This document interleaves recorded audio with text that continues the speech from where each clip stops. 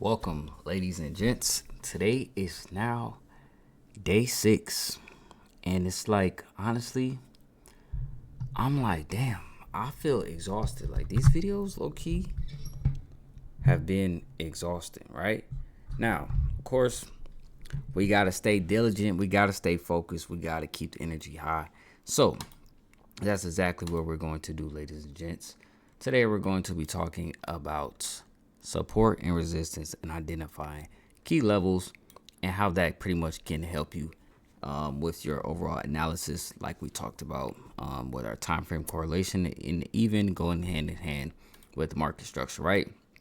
So let's go and type this here: key levels, and then support and resistance. Now, of course, y'all know that I trade market structure, I trade breaks and retests. So key levels and support and resistance are pretty important when I think about, my style of trading, because when you think about market structure, we have higher highs and higher lows being formed in the uptrend, so forth and so on. Now, one thing that I've noticed inside the market is that typically anytime a market breaks a previous high point, it likes to come back to retest that area before it goes and makes a new high point. And then, the cycle pretty much continues, right? Now, of course, there are scenarios where the market will retrace deeper into have a deeper retracement before continuing on up, right? So this could be a level of support, this could be a level of resistance, so forth and so on.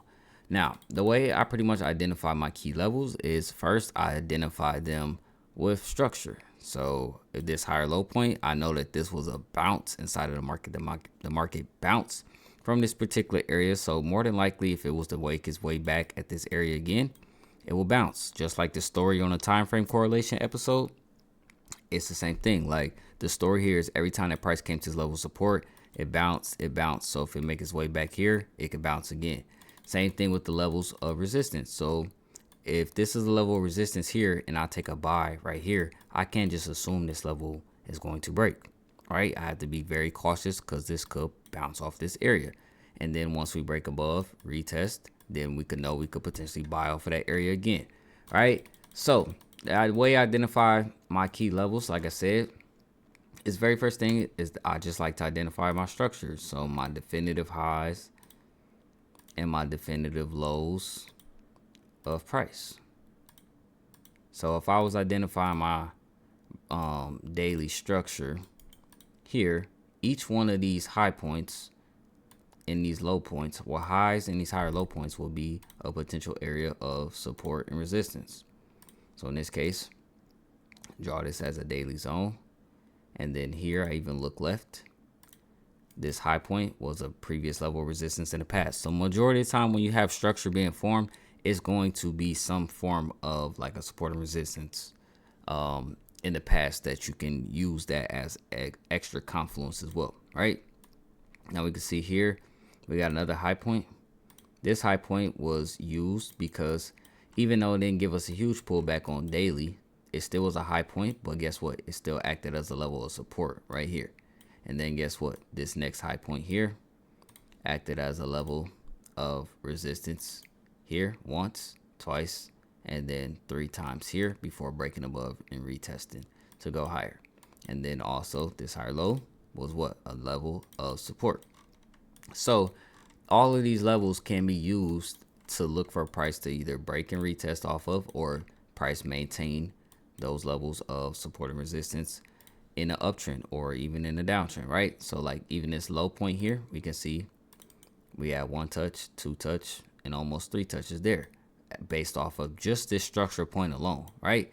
So of course, if I want to find my daily key levels, all I have to do is identify where my structure points are at, where are my definitive highs, and where are my definitive lows.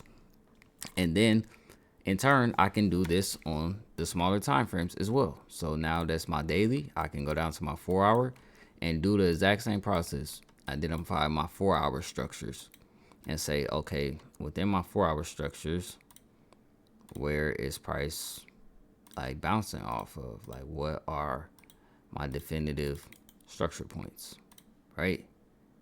Boom. So then I will label these like green, so forth and so on. These are all potential levels where a market could see some type of reaction off of. Now, of course, I don't expect y'all to go super like Kanye crazy with this and drawing every single zone, because I don't like to have a whole bunch of zones on my chart. But when I'm looking for where the market could potentially bounce or, you know, like respect, I use this concept in identifying like just structure points. So just my highs and my lows to identify where the market could bounce, because we already understand the market moves in 3 phases. The market is probably going to bounce off of the previous level of support or previous level resistance. Like that's just how the market works. So it's nothing like, you don't got to overcomplicate it. Typically when I draw my zones, I just try to get like the median of price.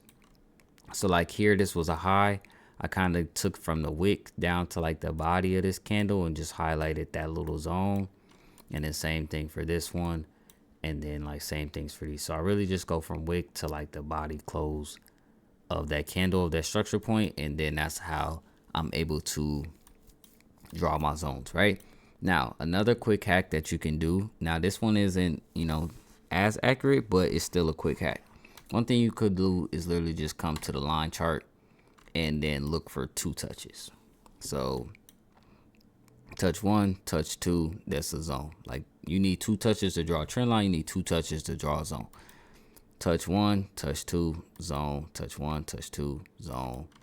Touch 1, touch 2. It just doesn't, the line chart doesn't include the wicks. So like how I just said, I like to draw my zones with the wicks.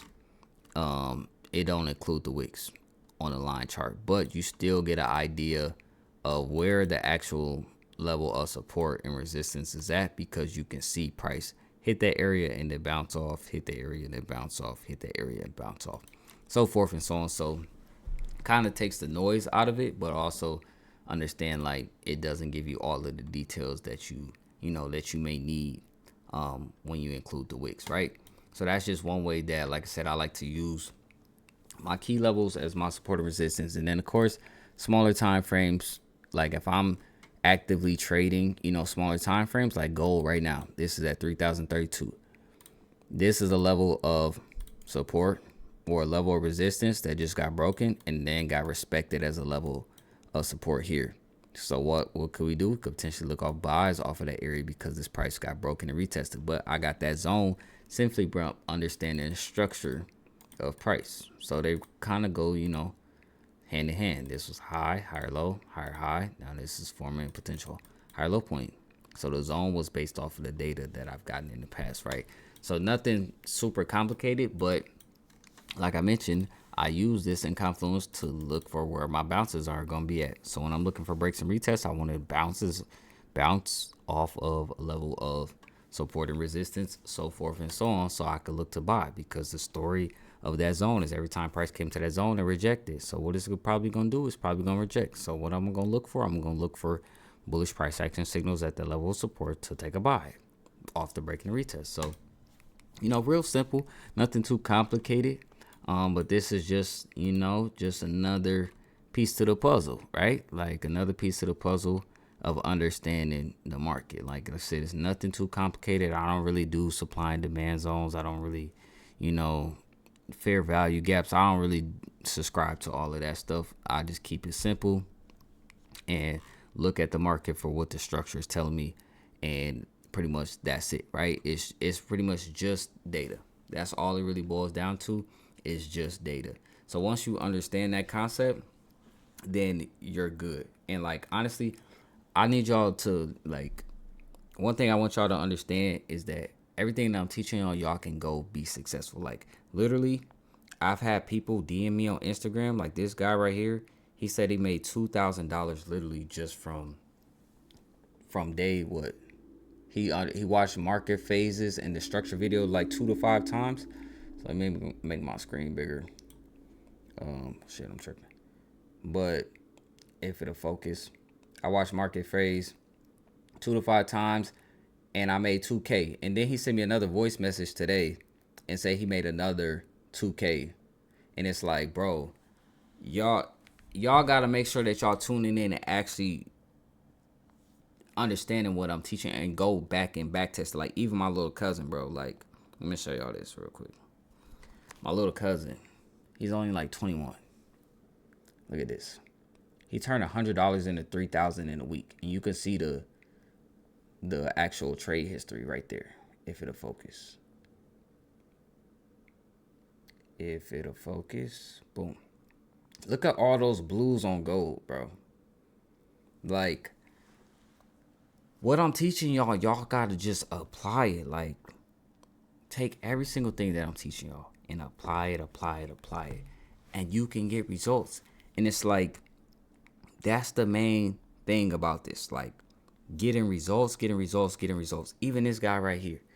He took a withdrawal of $530. Look, he said, during London session, after watching your channel bootcamp, keep providing great content. Like, take the information, even through we on day 6 right now. And it's like, through 6 days, people were able to make $500, to make $3,000, and to make $2,000, all from watching the video. So, like, make sure y'all actually taking notes. Make sure y'all actually applying the things that I tell y'all. Like, don't overlook one thing. Like, even though this is support and resistance, it may look simple. You may think, oh, I know support and resistance, but literally take the stuff that I tell y'all and go back and back test it. That's how you gonna sharpen up your skills. That's how you gonna get better. And that's how you gonna make money, right? And especially the psychology videos. Like, I really hope that y'all was paying attention to that. Even though that didn't have a lot of views in comparison to the other ones, that's the most important thing. When you got the mindset and you got the skill set, you're literally unstoppable, right? So I want y'all to just, understand that. Like, I'm not doing this boot camp or trading camp for no reason. It's like, I'm trying to get y'all to the next level. And I'm doing everything that I can. Of course, like, it's some stuff that I still leave in my Blueprint Trading Academy. Like, but I'm giving y'all all the tools to, be successful. And it's like, you have the ability to be successful just from these videos. Now, if you're one of those people that, you can't watch videos and you need like extra help, yeah, I understand that. Like, some people need a mentor. I needed a mentor, so forth and so on. But in hindsight, it's just like, I give y'all everything y'all need to be successful. You just gotta take the information and use it and apply. Don't just watch the video. You're like, oh, that was a good video. Let me go, still freak off and do dumb shit on the market. Like, don't be that person. Take the information I give y'all, apply it, back test it, study it, and continue to learn. We got 11 days, or what? Well, we on day 6, so we got 9 days left.